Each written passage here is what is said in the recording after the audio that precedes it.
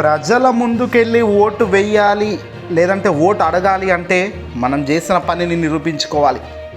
అది నిరూపించుకుంటే గతంలో మనం మేనిఫెస్టో ఇస్తూ చెప్పిన మాటలన్నీ ఆచరిస్తే ప్రజలు ఎందుకు ఓటెయ్యరు? తాజాగా ఆంధ్రప్రదేశ్లో రాబోయే కొద్ది రోజుల్లో ఎన్నికలు ఉన్నాయి. సరిగ్గా జగన్ ప్రజల సంక్షేమం ముందుకు నెడుతూనే తాను అది చూపిస్తూనే మళ్ళీ ఎన్నికలకు వెళ్తున్నారు. చెప్పింది చేశాను అనే నినాదం ప్రజల్లోకి గట్టిగా తీసుకెళ్తున్న ఆంధ్రప్రదేశ్ ముఖ్యమంత్రి జగన్ మీకు అన్యాయం జరిగితే నేను ఊరుకోను అంటూ మొదటి నుంచి అంటున్నాడు. ఇప్పుడు అదే మాట మాట్లాడుతున్నాడు. ప్రజల ప్రభుత్వమే జగన్ ప్రభుత్వం అంటూ తెగేసి చెబుతున్నాడు. మొదటి నుంచి ఒకే స్టాండులో నిలబడ్డాడు.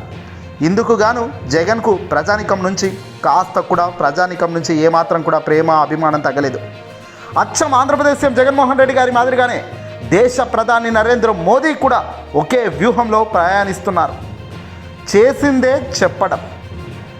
కేంద్రంలో ఉన్న బీజేపీ సర్కార్ గడిచిన 10 సంవత్సరాల నుంచి భారతదేశంను ఏ రేంజ్లో డెవలప్ చేసిందో అనే దానిపై అన్ని రాష్ట్రాలకు ఎంత తోడుగా నీడగా ఉండి ప్రతి రాష్ట్రం వైపు చూస్తున్నామనే దానిపైనే ఇప్పుడు ఎన్నికలకు ఫోకస్ పెట్టి వెళ్తున్నారు. మూడోసారి హ్యాట్రిక్ ప్రధానిగా మోదీ ఖాయమనే సంకేతాలు క్లియర్గా తెలుస్తున్నాయి. ఆంధ్రప్రదేశ్లో జగన్, దేశవ్యాప్తంగా మోదీ ఇద్దరిని టచ్ చేయలేదు ఇప్పటిదాకా ఏ ఒక్కరు కూడా.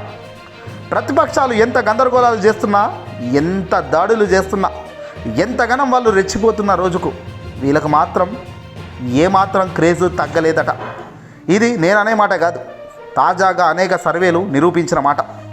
జగన్ మోదీ వ్యూహం ఒకటే, అదే ప్రజలను మనం బాగా చూసుకుంటే, ప్రజల మధ్య మనం ఎప్పుడు ఉంటే ఖచ్చితంగా గెలుపు మన వైపే ఉంటుంది. వాళ్ళకే అన్యాయం చేసి వాళ్ళను పట్టించుకోకుండా ఉంటే దిగిపోతామన్నది కూడా తెలిసిందే. ఏదేమైనా వ్యూహం అయితే ఒక్కటే, అది ప్రజలే. ప్రజలకు మంచి చేస్తున్నామా లేదా అన్నదే మన పాయింట్ అన్నట్టుగా మోదీ జగన్ ముందుకు వెళ్తున్నారు. ఇక ఆంధ్రప్రదేశ్లో ప్రతిపక్ష చంద్రబాబు నాయుడు తెలుగుదేశం పార్టీ మొదటి నుంచి ఇబ్బంది పడుతుంది. గడిచిన 5 సంవత్సరాల నుంచి క్యాడర్ని డెవలప్ చేసుకునడం మానేశారు. తెర వెనక గొడవలను పట్టించుకోలేదు.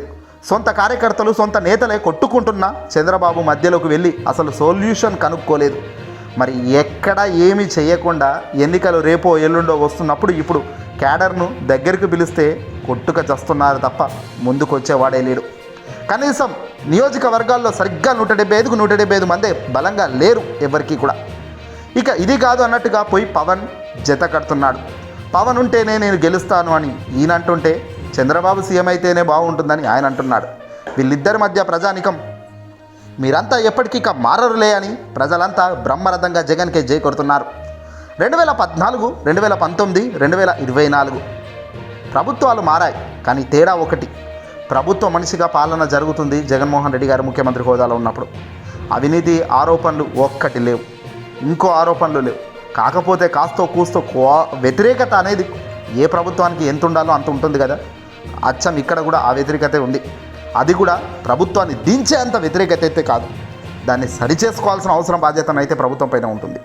ఈ వీడియో నచ్చితే లైక్ కొట్టి షేర్ చేయండి.